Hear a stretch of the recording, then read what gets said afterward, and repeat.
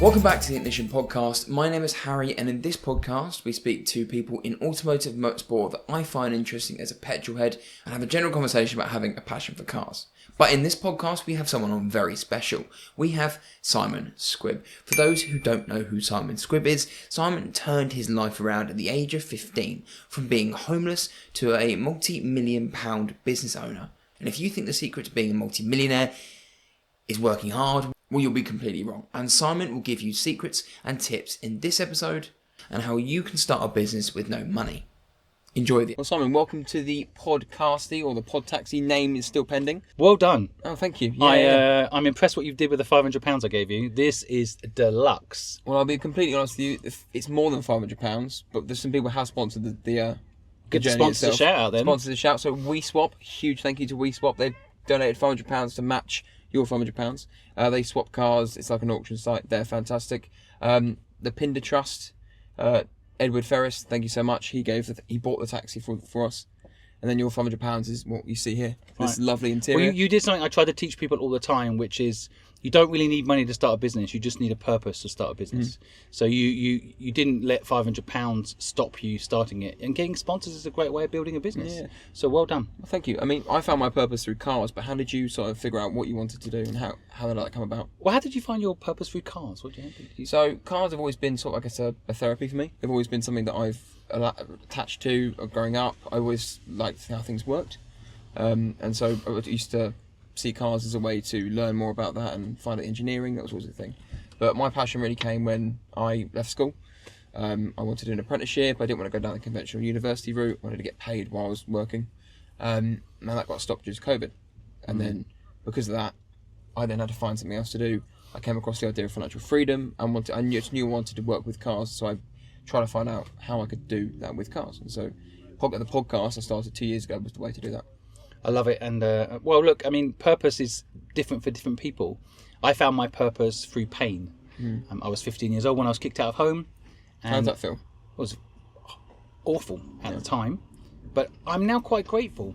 Actually, if I hadn't had that, I always describe it as like good luck and bad luck are both still luck. Yeah. And I feel like I had bad luck that turned into good luck over time. And I wouldn't have the life I have today. I wouldn't have the purpose, the drive, the ambition that I have today if I hadn't had that painful experience when I was young. Yeah. And I look back at it now, and I've had therapy about it. I don't mind admitting I've had therapy. I've been in therapy too. Yeah. And I think I think therapy is very healthy to 100%. do. Even if you don't do anything wrong. People always think if you go to therapy, it's because you've got a problem. I think therapy helps you not have a problem. Yeah. So it's more like a preemptive care mechanism. And I felt myself, a few years ago, starting to feel the effects of not dealing with the emotional trauma of being kicked out of home. And I dealt with it by talking about it with someone that understands how the brain works and how your subconscious works. And so, but yeah, look, I mean, purpose for me personally today is to help other people find their purpose and do the thing they love and not let self-sabotage kick in, not let people, let money stop them doing it. So I help people for free. I don't charge them because people make money excuse for not doing what they love. Yeah. And a lot of people don't even have time to think about what they love. So I want to give people the knowledge that school doesn't give them, fix the education system so that people get the knowledge to do what they love, teach people how money works for free so they can understand that money should not be a barrier to doing what you love. And I think that all comes from the fact that I'm trying to help that 15-year-old me. When I started out at 15, I didn't know how money worked. I didn't know how to sell. I didn't know how to build a brand. And people listening, everybody can sell. It's not 100%. For a special few, but people don't know that. And so my purpose today is to help that 15-year-old me. It turns out, how old are you? 23. I'm helping the 23-year-old me. Yeah. People like you that have a purpose and just need a bit of support and love and care and knowledge. And here we are. You mentioned luck, actually. I think it's quite interesting because, I mean, it depends on who you follow, and there's a lot of influencers out there that push it's not luck, it's hard work. Bullshit. I mean, do you find the luck is... Well, hard work, I really hate the saying, the harder you work, the luckier you get. Yeah. I think it's really quite damaging. And it's another one, there's loads of sayings out there that are so prevalent in society, like 90% of businesses fail in the first year. Lie. It's a lie. The harder you work, the luckier you get. Lie. It's a lie. And it's become so like normal that people just accept it. And definitely a lot of successful people will say hard work, or that's how I got here. And in part they're being humble. But the truth is, success comes from taking risk, not hard work. Because if it was hard work, every nurse in England would be a millionaire. They work very hard. There's a lot of people working hard right now and they're not successful. Because working hard is actually just a mechanism for working for someone else. I made the most amount of money when I started bringing in other people to run my businesses. Well, you free up time, don't you, I guess? You free up time, you allow your creativity to grow, you learn that I'm not good at everything. So I'm a generalist. In the business terms, I'm now a specialist in marketing, but I'm a generalist generally. And so when my businesses get to a certain point, I need to bring in specialists, people that know how to run a 500 team management structure. I don't really want to do that, and I'm not good at that. So the best thing I ever did was learn to bring other people in who were specialists, not generalists, and I worked less hard and made more money. Yeah. So I have a little bit of a conspiracy theory kind of model that saying, the harder you work, the luckier you get, is filtrated into people's minds so that they work their guts out and never have time to breathe and realise that they're not living their dream. No. I mean, one person I love is Richard Branson, right? He's dyslexic like yourself. I'm dyslexic. And he says that he didn't know what net profit was until he was in a boardroom. He came out of that boardroom and had to explain, his head of finance had to explain to him that, you know, the profit is the amount of fish you can catch in a net. In the ocean, you pull that out and that's your profit. Totally. I think that's, you know, he's a generous. Well, he was 50 well. when he said he was 50 when he did that. You know, like, so I think that's the thing. If you learn to bring in talented people, I mean, in reality, I mean, even me, I have a financial person that runs my accounts side. I don't. If you ask me right now how much money I've got, I wouldn't be able to tell you exactly. Yeah. And all I know is that we're covering our costs. Oh well, you know, I roughly know, but I'm saying that a lot of the time.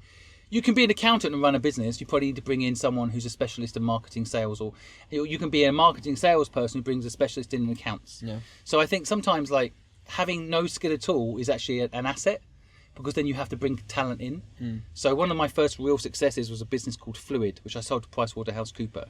And that business was successful because I basically backed initially a creative person called Helen Griffiths, really talented designer, but didn't know how to sell. Didn't know how to price her work properly, so I came in and helped her, and that business turned into a massive company. But I have no talent and she had the talent, right? So I worked with someone with talent. Now I have talent. I've built up a marketing talent, but back then I had no talent. You know, 20 years ago, no talent. Would you say it was the first like experience of you that marketing talent then growing then? Well, I think I've always liked communications. I didn't know I was talented at sales and marketing. Back when marketing was called sales when I was younger. And so sales was a dirty word. I thought of car salesman, ironically. And that needs cleaning up, because I just recently was going to buy a car for my wife, and I went to a Mini showroom. I was going to buy a Mini. And as this is a car podcast, we should probably talk about cars. We should probably talk about cars. I've got a Tesla, and I'll tell you why I love it in a minute. But I went to buy my wife. She wanted a Mini, and Mini have changed all their designs. And so we actually didn't like any of them, but my wife likes the brand. So we were talking to the salesperson, and we explained what we wanted. And she said, well, you know, right now Mini doesn't have a brand size car that suits what you're talking about. So don't buy from us right now. Wait a year, and the new models will come out. That's great customer service. That's exactly what I mean. So that salesperson has made a relationship with us, which a lot of people don't realize in sales. That's all it is. Sales is a authentic conversation where you make a relationship with someone. It's not transactional. It can turn into a transaction over time, but the best salespeople are the ones that just authentically tell you what's happening. And marketing is sell the sizzle, not the steak. And sales is about creating a relationship between you and your potential target audience, in my opinion. Yeah. Speaking of cars, I mean, my first, like I say, proper car was a Mini. You mentioned that. And that's how I taught myself about, you know, it's the reason we were able to sit in this taxi. I taught myself welding, I taught myself fabrication, all through lockdown, because of that, you know, that ability to not have the apprenticeship. And like luck, again. If I didn't do that, this wouldn't be happening. But you leaned into your luck. I leaned into that. You took risk. Yeah. You probably took less income than you could have done otherwise, right? I used to be full-time manager in a restaurant, and I cut my salary to So, do and this. when you're young and you don't have kids and all those, you've got to do it. That's, if anyone's listening who's young, do it when you're young. Okay, you can also do it when you're older. I don't want to get people in the comments saying, well, you can do it. Exactly, the guy that founded KFC was 57 or something, right? Something like 60, yeah. Yeah, it doesn't matter your age, but I just think when you're young, you've got to travel the world and start a business, because you don't have mortgage, which traps you into a monthly cost. Hopefully you don't have car loans, could trap you into monthly costs. You're the reason I haven't looked at buying a house, to be honest. Honestly, that will pay off. I know people hate me for saying don't buy a house. A lot of people hate me for it. But the truth is, if you get to 40 and you haven't made it, you can still buy a house and pay off it by the 65 if you get a 25-year mortgage, right? So you've got till 40 to make it. And the truth is, if you don't tie yourself up to a location, because most opportunities are location-based, you go where the opportunity is. Don't go where your house is. A lot of people get trapped. I moved to Hong Kong at 23 years old. Wow, okay. I didn't let the fact that I owned a house in England tie me down. You know, like that's what happens. People buy a house, they put all the spare cash into it, then they make it nice, and then they get stuck. They can't go where the opportunity is. I went to Hong Kong in 1997 when Hong Kong was being handed back by the English to the Chinese. There was so much opportunity, and I went there when the opportunity was there. But I didn't do what a lot of my friends did. They're like, I just bought a house, mate, and I'm staying in England, you know, like, oh, sounds scary, triads are moving in. You know, like, you got to go where the opportunities are. And that's why partly I say don't get a mortgage. Sure, you can make money from a house. Gold's made more money than property valuations going up. If you just bought gold, you'd make more money than houses. But you know, regardless of that, I'm not saying you can't make money out of a house. I'm saying it ties you down and takes all your money, which stops you doing what you love. And that's why I really preach it. But I do also love cars, trying to get back to I the was podcast going to say, thing. speaking about cars, this is great. I mean, financial advice for people that love cars. So that you know, they want to lease a new BMW, right? Or they want to lease a Tesla. Yeah. They love cars, but where's the, you know, do they take the lease or do they get the car they want? Well, I mean, I've bought 2 cars and I pay cash for them both. And every single financial thing you see on TikTok will tell you that's a bad idea. Yeah. Now, there might be people listening that can't afford to do that. Then don't buy the car. Do you know what? How much this taxi actually cost? This taxi was £1,000. So honestly, this £1,000 taxi will make you rich. Now, if you had 50 grand, you could have spent 50 grand on a taxi. But the fact you did this taxi up and you've made it cool, you've made it unique, you've got a story behind the taxi, makes this taxi like so valuable. You know what I mean? Like, if I gave you 50 grand to buy a taxi, you would have bought a brand new taxi, perhaps, right? Possibly, I would have made it. I would have bought a slightly older one and done it up. Maybe, but this is more symbolic of your story, right? And that's the thing. I think sometimes having no money is a competitive advantage. Yeah. People don't realise it. I've invested in 78 startups. The ones that have had no money, like very little investment, have done better than the ones that got a lot of investment. Like WeWorks, for example, got billions in investment. They failed because they weren't thinking when they were signing a lease about actually turning it into a financially viable business. Yeah. Whereas you've got a debt-free podcast studio and vehicle that here we can rent out. That is also a marketing product. You can rent it out and you've got brands set on the side. It's just brilliant. And that's the thing. You had no money when I met you to do this, right? No, nothing. So now you're sitting in your own podcast, Black Cab. It's fucking brilliant. Sure, I gave you 500 quid, but we haven't even put your video out yet. No. Right? So there's no marketing free yet. No, right? I think I just had to use the word. But it's just, I just think people don't realise if you've got no money, you actually have an advantage. People have to tell themselves that. Also, the amount of help I got on LinkedIn for this taxi. Like, I put a post out saying that I've got 2 weeks, I've got £500, what can you guys help me with? Because that's another thing. People don't ask for help enough. Yeah, right? I'm terrible at it. People feel guilty. Like, the strongest people ask for help. And I built a platform called Help Bank, right? And what I noticed on that platform, we launched it a year ago. Originally, we built it thinking that people would go on there to ask for help, and they do. But the most amount of traffic we get to that site is people wanting to help people. Yeah. It's not a platform to help people. It's a platform to help people. And people want to help. Now, you've got to make it convenient for people to help. Don't, like, you coming up to me in the street, you made it convenient for me to help you, right? I didn't have to meet you, at a certain time in a certain place and arrange all of it and blah, blah, blah. You made it easy for me to help you, right? And that's what people need to do. If they want help from someone, just make it easy for the person they want help from. And they will help you if you make it easy for them. Yeah. Speaking of that Tesla, why did you buy an electric car over a petrol car? So I love cars, and I actually have always thought I would never buy an electric car when they first came out. The silence of it all put me off. Now, it might be my age, I don't know, but I now love the buzz of that electric car. Like, it's like a space shuttle taking off. And so it's replaced the noisy engine noise. I had a Porsche before that. Okay, and lovely, great choice. Yeah, and I don't get me wrong, I loved it. But everyone treated me like an arsehole when I drove that Porsche. Cutting me up, sticking their fingers up at me.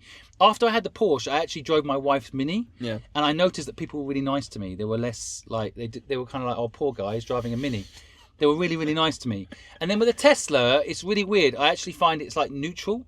People don't hate you or like you, but there's no angst. Unless the petrol heads that really hate electric cars, they will have a go at you. Yeah, but I've had a few people pull up alongside me. Try and race you. I had someone pull up in a Porsche Carrera the other day, S, and they tried to race me and I beat them. Of course you would. So they after that they were like, oh, okay, that was a bit embarrassing.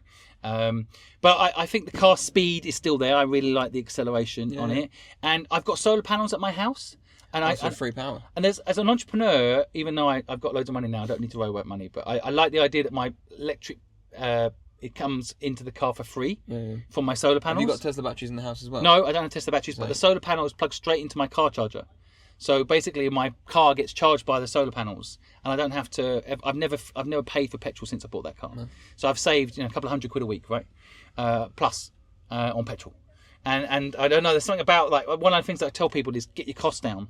And I still live by this myself. So I buy the car cash. So it's a supercar because you want to get your costs down? Well, or have you got a supercar? No, I just went to New Zealand, and I'm so connected these days. It's very arrogant for me to say, but I'm so connected these days. I went to New Zealand, and my friend there owns the Lamborghini garage. Okay. So he gave me a Lamborghini for the day. Yeah. And sorry, mate, if you're listening, but the responsibility of it just made... I enjoyed it, having it for the day, but pressing the button to go up and down a bump all the time, and I did even in one day scratch it a little bit. These things end up owning you. I like the experience for a day, and I've had supercars in my past. It's like toys, I guess, at that point, isn't it? It's like, to me, these things, the problem is they end up owning you. You know, like, if you think about, I'm trying to think of the guy's name now. He used to be a daytime show host, talk show host. Jay Leno. Oh, yeah. Now, when I say Jay Leno, most people listening will be like, oh, the guy with all the cars. Right? He has all the... Jay Leno loves cars. Massive car collection, yeah. Part of me doesn't like that image. He should be Jay Leno that made millions of people laugh. He should be Jay Leno, the best joke ever was X. He's not. He's the guy that owns a load of cars. Well, they're selling the sizzle, though, aren't they? They're selling the massive car collection because he's famous. Yeah, exactly. But to me, like, again, I like having different experiences at different stages in my life. So I've had a supercar. I've had a Porsche, a nice middle-of-the-range car. In my opinion, the best car you can buy is a Porsche. Yeah, but today, my opinion... Yep. Tesla Y is the best car you can buy. It's reasonably priced. Yep. You can get a brand new one for £65,000, and I can plug it into solar panels and never pay. It doesn't need servicing. No. I don't need MOT on it. It doesn't need anything. There's no MOT on it? There's no need. How long have you had it for? Well, I've had it for 2 years now. Okay, yeah. But I'm just saying that generally, like, there's nothing to go wrong on it. No. There's nothing. This just catches fire, but It's well, yeah, but have they? Quite a few have. Have they? Yeah. Oh, right. But like, I mean, normal cars catch fire too. Yeah, exactly. Like, not as bad. But I'm not advocating. My next car, who knows? I don't know what I should. Maybe people in the comments can suggest. I quite like the idea of getting a vintage car. Yeah, I was looking at a Jaguar E-Type the other day, but more like just to have in the background of my YouTube studio for fun. But you can make that electric. So you can have the Jaguar E-Type and you can make it electric. Could. But I hate anything that basically... When I had the Porsche, one thing I noticed is I'd be talking about the Porsche a lot. And then I'd be like, I don't know, like laying my car keys on the table like a fucking idiot. I don't know, and I really hated Porsche it. effect. It's some weird, like, it proves you've got money or some sort of status thing, and I don't actually like things owning me. But that 15-year-old, though, being able to put a pair of Porsche keys on the table. That was it. I think at 15, when I was struggling, I'm like, one day I'm going to be able to buy myself a Porsche. I walked past the Mayfair garage and saw the Porsches there, and one day I'm going to be able to buy a Porsche, So there's definitely that element of, like, kid, tick box, bucket list. Yeah. But yeah. I do still look at cars, and some of them I think, I'll just buy it, but I stop myself because they distract me from my real important mission. Just to help as many people as possible. Yeah, suddenly this is a podcast about how not to buy a car, isn't it? Well, yeah, I'm not sure how to do, but... No, well, people might have a very different opinion, which is fine, right?